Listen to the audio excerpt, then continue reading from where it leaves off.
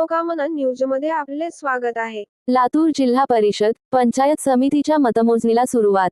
लातूर जिल्हा परिषद व पंचायत समिती सार्वत्रिक निवडणुकीसाठी 7 फेब्रुवारी रोजी झालेल्या मतदानात लातूर जिल्ह्यातील 9,51,235 मतदारांनी म्हणजेच 63.79% मतदारांनी आपला हक्क बजाविला।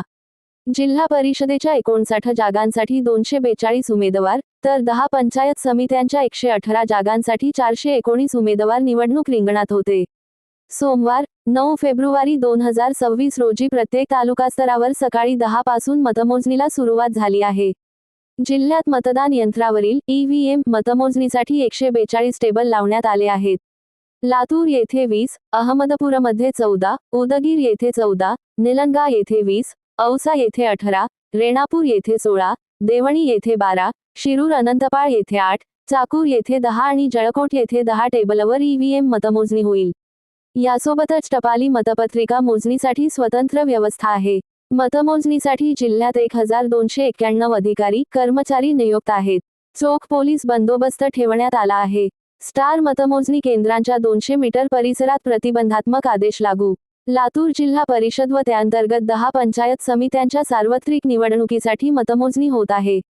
मतमोजणी काळात शांतता, निर्भयता आणि कायदा सुव्यवस्था अबाधित राहण्यासाठी जिल्हाधिकारी वर्षा ठाकूर यांनी भारतीय नागरिक सुरक्षा संहिता 2023 च्या कलम 163 अंतर्गत प्रतिबंधात्मक आदेश जारी केला आहे।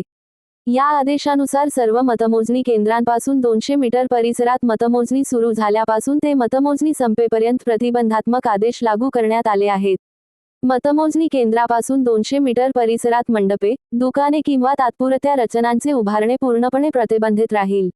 Mobile phone, smartphone, cordless phone, pager, wireless set, ध्वनिक्षेपक, लाऊडस्पीकर व इतर कोणत्याही इलेक्ट्रॉनिक उपकरणे बाळगणे किंवा वापरणे यावर बंदी ठेवण्यात आली आहे।